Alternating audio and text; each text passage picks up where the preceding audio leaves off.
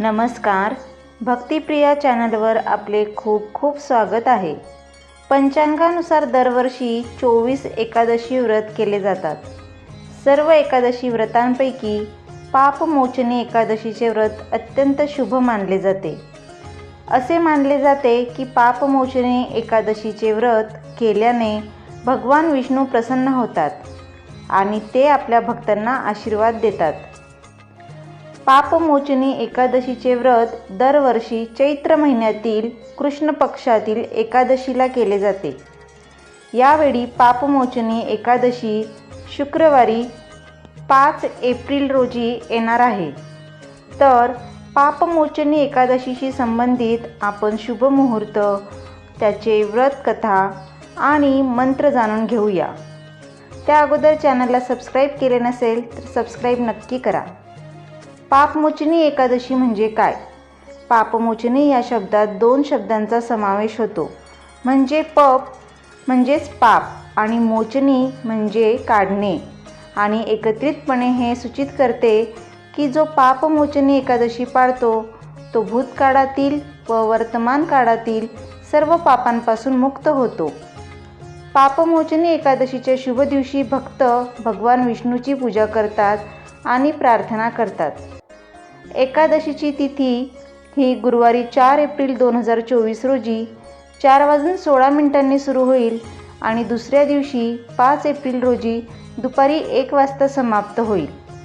परंतु उदय तिथीनुसार पापमोचनी एकादशीचा उपवास हा 5 एप्रिल रोजी येत आहे. पापमोचनी एकादशीचे महत्त्व व मंत्र.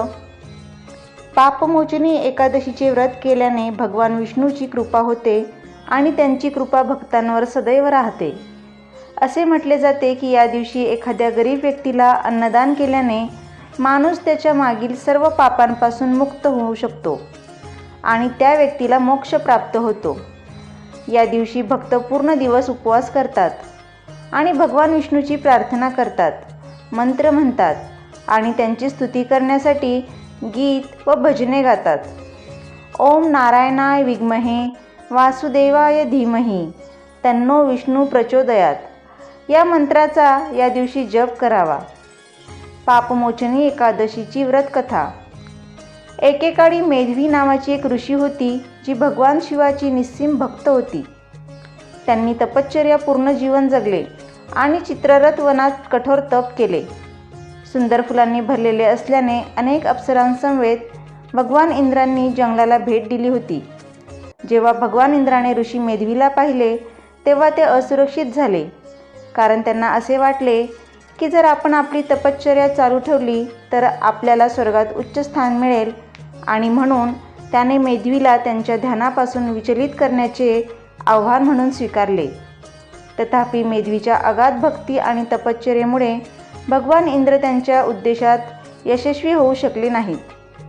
भगवान इंद्राच्या सोबत असलेल्या सर्व अप्सरांमध्ये मंजुघोष नावाची एक अप्सरा होती, ज्याने ऋषीचे लक्ष विचलित करण्याचा प्रयत्न केला, परंतु त्याच्या तपश्चर्येच्या अत्यंत सामर्थ्यामुळे तिचे सर्व प्रयत्न अयशस्वी झाले.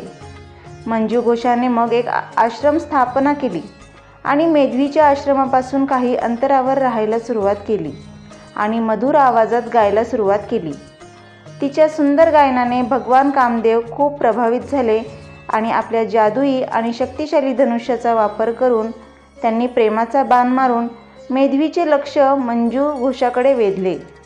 यामुळे मेधवीने आपले सर्व लक्ष गमावले आणि मंजुघोषाच्या मोहिनी आणि सौंदर्याच्या प्रेमात पडली. तो स्वतःला विसरला आणि त्याच्या आत्म्याची शुद्धता गमावली. मेधवीसोबत बराच काळ घालवल्यानंतर मंजुघोषाने तिची आवड गमावली आणि तिला ऋषीपासून मुक्त करायचे होते. जेव्हा तिने त्याला जाण्याची परवानगी मागितली तेव्हा मेधवीला समजले की आपली दिशाभूल झाली आहे आणि फसवणूक झाली आहे, आणि त्याचमुळे ती त्याच्या कठोर ध्यान आणि तपश्चर्येच्या जीवनापासून विचलित झाली. रागाच्या भरात त्याने मंजुघोषाला क्रूप आणि भयानक डायन बनण्याचा शाप दिला. नंतर मेधवी त्यांचे वडील ऋषी च्यवन यांच्या आश्रमात गेली. मग ऋषींनी मेधवीला पापमोचनी एकादशीचे व्रत पाळण्याचे मार्गदर्शन केले. मेधवी आणि मंजू घोषा दोघांनाही त्यांच्या कृत्याचा पश्चाताप झाला आणि अशा प्रकारे त्यांनी भगवान विष्णूला समर्पित केलेला उपवास पाळला. परिणामी ते त्यांच्या पापांपासून मुक्त झाले. तर पापमोचनी एकादशी व्रताचा हा व्हिडिओ तुम्हाला आवडल्यास चॅनलला लाईक करा, शेअर करा आणि सबस्क्राईब नक्की करा. धन्यवाद.